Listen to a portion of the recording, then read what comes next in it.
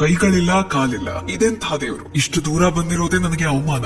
ಇದನ್ನ ಹೇಳಿದ್ದು ಗಣಪತಿ ಭಟ್ರು, ದಕ್ಷಿಣ ಭಾರತದ ಒಬ್ಬ ಬ್ರಾಹ್ಮಣ. ಇದರ ನಂತರ ಆಗಿರೋದು ಭಟ್ರ ವಿಚಾರವನ್ನೇ ಬದಲಾಯಿಸಿತು. ಗಣೇಶನ ಪರಮ ಭಕ್ತರಾಗಿದ್ರು ಗಣಪತಿ ಭಟ್ರು. ವಿಘ್ನ ನಿವಾರಕ, ಎಲ್ಲಾ ಕಷ್ಟಗಳನ್ನ ದೂರ ಮಾಡುವವನು. ಅವರು ಗಣೇಶನನ್ನೇ ಪರಬ್ರಹ್ಮ ಅಂತ ನಂಬಿದ್ರು. ಒಂದು ದಿನ ಅವರು ಬ್ರಹ್ಮ ಪುರಾಣವನ್ನ ಓದಬೇಕಾದ್ರೆ ಕಲಿಯುಗದಲ್ಲಿ ಪರಬ್ರಹ್ಮನ ರೂಪ ಶ್ರೀ ಜಗನ್ನಾಥ ದೇವ ಅವರು ಪುರಿಯಲ್ಲಿ ನೆಲೆಸಿರ್ತಾರೆ ಎಂಬ ಸಾಲುಗಳಿಂದ ಅವರ ವಿಶ್ವಾಸಕ್ಕೆ ಧಕ್ಕೆಯುಂಟಾಗತ್ತೆ. ತಕ್ಷಣ ಪುರಿಗೆ ಹೊರಟರು. ಮನದಲ್ಲಿ ಭಕ್ತಿ ಇಟ್ಕೊಂಡು ಭಗವಂತನ ಧಾರ್ಮಿಕ ಸ್ನಾನ ಯಾತ್ರೆ ಉತ್ಸವದ ಹಿಂದಿನ ದಿನ ತಲುಪಿದ್ರು. ಈ ಉತ್ಸವದಲ್ಲಿ ಜಗನ್ನಾಥ, ಬಲಭದ್ರ ಮತ್ತು ಸುಭದ್ರರ ಮಹಾ ಸ್ನಾನ ನಡೆಯುತ್ತೆ. ಆದ್ರೆ ವಿಗ್ರಹವನ್ನ ನೋಡಿ ದಿಗ್ಭ್ರಮೆಯಾಗುತ್ತೆ. ಕಟ್ಟಿಗೆಯ ಮೂರ್ತಿ, ಇದಕ್ಕೆ ಸೊಂಡಿಲಿಲ್ಲ, ಗಣೇಶನ ರೂಪ ಕೂಡ ಇಲ್ಲ. ನನಗೆ ಮೋಸ ಆಗಿದೆ ಅಂತ ಗಣಪತಿ ಭಟ್ರಿಗೆ ಅನ್ಸುತ್ತೆ. ಆ ರಾತ್ರಿ ಅವರ ಕನಸಲ್ಲಿ ಭಗವಾನ್ ಜಗನ್ನಾಥ ಕಾಣಿಸ್ಕೊಳ್ತಾರೆ. ನಾಳೆ ಪುನಃ ಬಂದು ನನ್ನನ್ನ ನೋಡು ಭಕ್ತ ಅಂತ ಭಗವಾನ್ ಜಗನ್ನಾಥ ಕನಸಲ್ಲಿ ಹೇಳ್ತಾರೆ.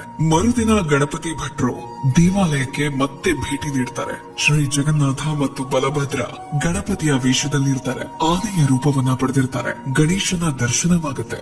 ಗಣಪತಿ ಭಟ್ರ ಕಣ್ಣೀರು ನಿಲ್ಲಲಿಲ್ಲ.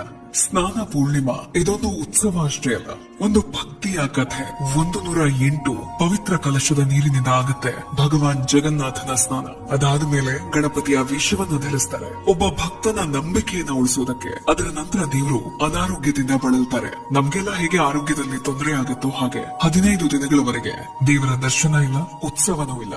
ಅದರ ನಂತರ ಭಗವಾನ್ ಜಗನ್ನಾಥ, ಬಲಭದ್ರ ಹಾಗೆ ಸುಭದ್ರರ ಜೊತೆ ರಥಯಾತ್ರೆಗೆ ಸಜ್ಜಾಗ್ತಾರೆ. ಇವರೇ ಭಗವಾನ್ ಜಗನ್ನಾಥ. ತನ್ನ ಭಕ್ತರಿಗೋಸ್ಕರ ರೂಪಗಳನ್ನ ಬದಲಾಯಿಸ್ತಾರೆ. ದೇವರಾಗಿಯೂ ಅನಾರೋಗ್ಯದಿಂದ ಬಳಲ್ತಾರೆ. ಭಕ್ತರ ಹಾಗೆ ನಾನು ಕೂಡ ಅಂತ ಹೇಳೋದಕ್ಕೆ ಭಗವಾನ್ ಜಗನ್ನಾಥ ನಮ್ಮ ನಡುವೆ ಇದ್ದಾರೆ. ಆದ್ರೆ ಏನೇ ಅಂದ್ರು ಭಗವಾನ್ ಜಗನ್ನಾಥ ಸೃಷ್ಟಿಯ